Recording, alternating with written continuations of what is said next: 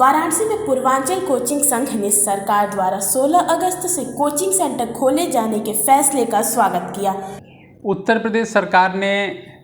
निर्णय लिया है कि आगामी 16 अगस्त से स्कूल, कॉलेज, कोचिंग संस्थाएं इन सबको खोलने की अनुमति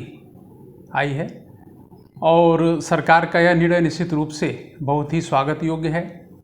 हम कोचिंग एसोसिएशन के माध्यम से पूर्वांचल कोचिंग संघ, CFI central federation of coaching federation of India के माध्यम से, इन सब संस्थाओं के माध्यम से भी कोचिंग के जो संचालक थे वो भी, और इसके साथ साथ स्कूल एसोसिएशन भी लगातार इस बात की मांग कर रहा था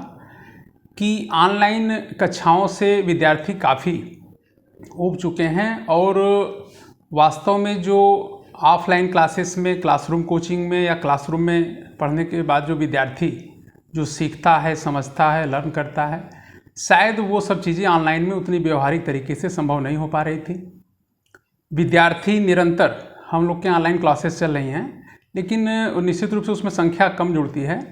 और जो विद्यार्थी जुड़े भी हैं ऑनलाइन क्लासेस से वो भी, चाहे स्टूडेंट हो चाहे गार्जियन हो, निरंतर उनकी मांग रहती थी कि ऑफलाइन क्लासेस कब से शुरू होंगी, कब से बच्चों को क्लासरूम में आकर के पढ़ाई करना है। तो आज ये जो भी सरकार का निर्णय, इससे हम सब बहुत ही उत्साहित हैं, चाहे वो कोचिंग संचालक हों, विद्यालय के संचालक हों,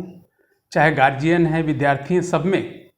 निश्चित रूप से उत्साह है। काफ़ी विद्यार्थियों का आज फ़ोन भी आया है कि सर हम सभी 16 अगस्त से और संभव हो सके तो और पहले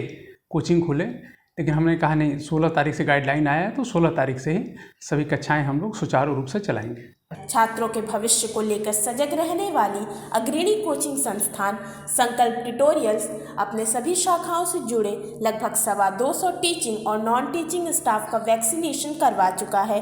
कोचिंग संस्थान अपने यहाँ के सभी छात्रों का कोचिंग कैंपस में ही स्पेशल कैंप लगवाकर वैक्सीनेशन करवाकर सबको सुरक्षित करेगा। अभी तो क्या है कि संस्थान चूँकि बंद चल रहा था, ऑनलाइन क्लासेस चल रही थी, तो विद्यार्थी तो संस्थान में आ नहीं रहे थे। तो हमने जो संकल्प लिया था कि अपने संस्थान के सभी अध्यापकों को और सभी एम्प्लॉय जो भी संस्थान से जुड़े हुए हैं उनका 100% लोगों का जो है वो वैक्सीनेशन करवा लें। वो काम हम 30 जून को ही हमने 100% वैक्सीनेशन का काम जो है पूरा करा लिया। हमारे संस्थान में लगभग 225 लोग इस अपने शिक्षण संस्थान से, कोचिंग से जुड़े हुए हैं। हमने सबका 30 जून के पहले जो है सबका वो वैक्सीनेशन का काम पूरा करवा लिया था। अब हमारा जो प्रयास है कि आगे जब संस्थान खुलती है 16 अगस्त से, हमारे यहाँ विद्यार्थियों का जब आवागमन शुरू होगा और उसमें कुछ विद्यार्थी ऐसे होंगे जो कि अभी वैक्सीनेशन, चूँकि बड़े विद्यार्थी जो 18+ वाले हैं तो उनका वैक्सीन काफ़ी विद्यार्थियों ने लगवाया होगा, और जो नहीं भी लगवाए होंगे जैसे B.Ed का है, TET का है, LLB का है, शिक्षक पात्रता परीक्षा का है, तो इन कोर्सेज़ के जो विद्यार्थी जो कि 18+ वाले हैं उनको हम विशेष स्पेशल कैंप लगा करके यहाँ के CMO से बात करके हम अपने संस्थान में ही सभी विद्यार्थियों का वैक्सीनेशन का काम पूरा कराएंगे। कोचिंग सेंटर खुलने तक यहाँ पर ऑनलाइन क्लास भी बड़े ही व्यवस्थित तरीके से चलाया जा रहा है। देखिए, पिछली बार जो कोरोना फेज 1 था तो उसमें भी 7 महीने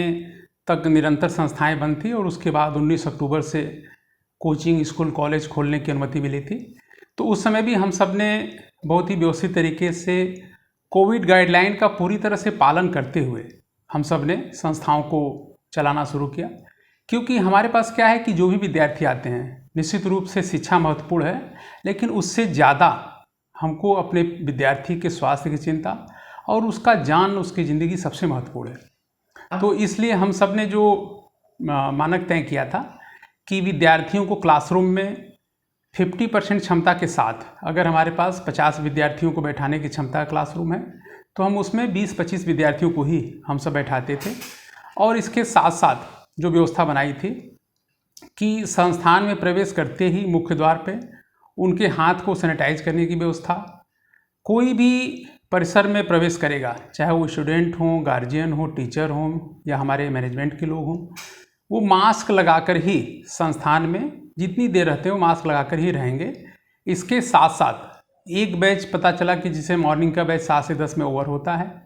तो वो बैच ओवर होने के बाद उस क्लासरूम को प्रॉपर सैनिटाइज करने की व्यवस्था हमारे पास है। तो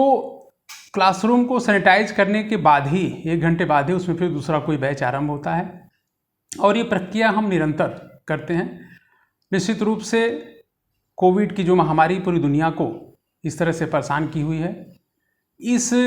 वैश्विक महामारी के समय हमको अपनी संस्थान से जुड़े हुए प्रत्येक विद्यार्थी की निश्चित रूप से चिंता करनी चाहिए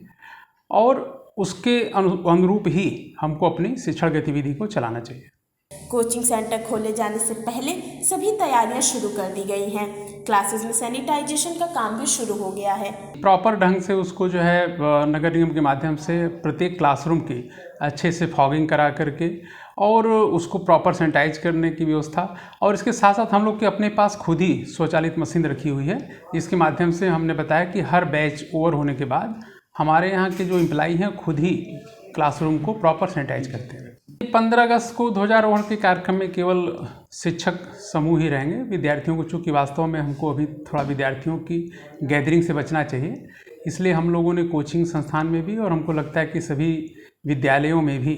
केवल शिक्षक समूह और वहाँ के अन्य एम्प्लॉई ही 15 अगस्त के स्वतंत्रता दिवस के कार्यक्रम में सम्मिलित हों।